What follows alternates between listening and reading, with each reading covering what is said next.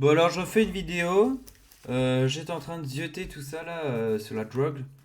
Là, il y a le petit Le Cornu qui parle. Ça fait déjà un moment. Déjà, Bayrou, il voulait le faire, faire des tests de drogue sur les députés et tout ça. Bon, déjà, là, on peut le dire, extrême droite, gauche, extrême gauche, ils en prennent tous.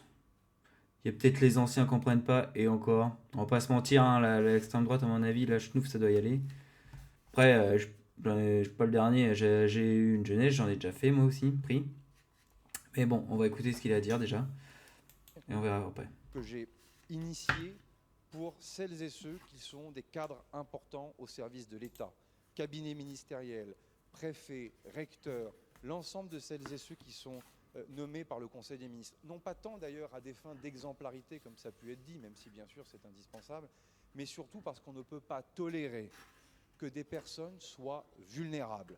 Consommer de la drogue dure, c'est porter une vulnérabilité. Lorsqu'on est à la tête de l'État, on n'a pas le droit d'emmener avec soi cette vulnérabilité. Si on l'a fait, c'est que malheureusement, des cas...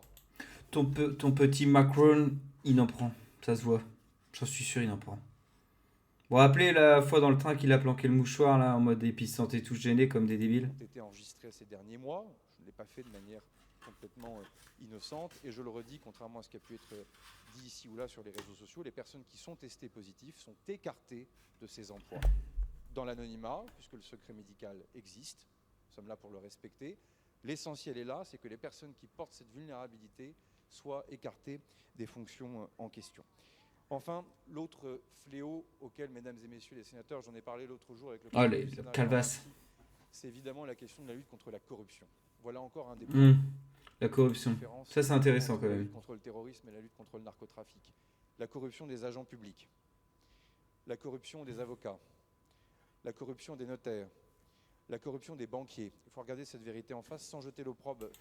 La corruption de l'État. Oh, bah, on peut avoir une place là, s'il vous plaît. Bon, bah, on va filer de l'argent à un autre pays pour avoir des passe-droits quand on y va, ce genre de choses. On sait très bien ce qui se passe avec certains pays d'Afrique. Oh, on a une petite mallette, mais on accepte plus de ressortissants, ce genre de choses. Sur les professions, cela va sans dire, mais là où il y a autant d'argent, il est évident que la tentation de corruption existe et qu'il va falloir la combattre, non seulement politiquement et culturellement, mais il va falloir aussi la combattre en droit. Et c'est pour cela d'ailleurs que je vous proposerai un projet de loi très court, un article qui permettra de venir durcir les sanctions sur les agents de l'État s'ils se retrouvent en corruption passive sur les sujets de narcotrafic, parce que notre droit, malheureusement, n'est pas complètement complet. Et donc, J'ai c'est l'annonce que je j'ai fais l'impression ici avant qu'il y ait ils différentes parlent de ça parce inquiétudes. qu'il y a Dernier des, point, ça n'a rien à voir il a des problèmes là, le Bailly Balarico là. Bon, je sais pas comment ça se dit, mais apparemment il a de gros problèmes. Il a fait pas mal de magouilles avec les mecs de cité. avec la lutte contre le terrorisme, parce qu'il y a une mobilisation qui doit dépasser l'intérieur et la justice. L'éducation nationale, évidemment un endroit de S'en fout. protection, mais aussi de détection. C'est pour ça que j'ai demandé au ministre je leur remercie, de regarder aussi à refaire un effort supplémentaire sur les infirmières scolaires. Et ça sera proposé dans le cadre du projet de loi de finances pour l'année prochaine. La santé publique, sur lequel on a un enjeu majeur Des de vieux. faire remonter en puissance l'ensemble des unités de désintoxication.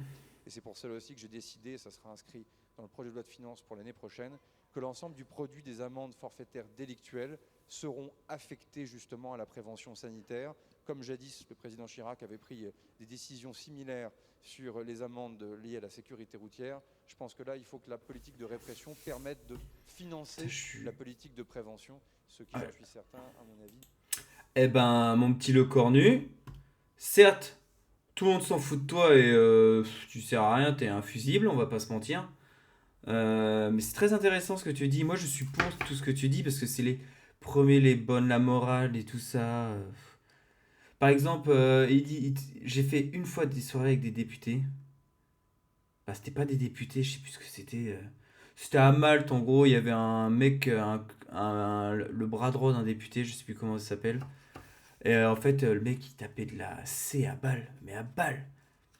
Et puis il nous en a passé, mais c'était il y a longtemps, hein, maintenant j'en prends plus. C'était pas les derniers à en prendre, hein. Et puis ils s'en cachaient pas trop, hein. Moi pourtant à ce moment-là, déjà j'en prenais peut-être une fois par an et encore. C'est pour vous dire.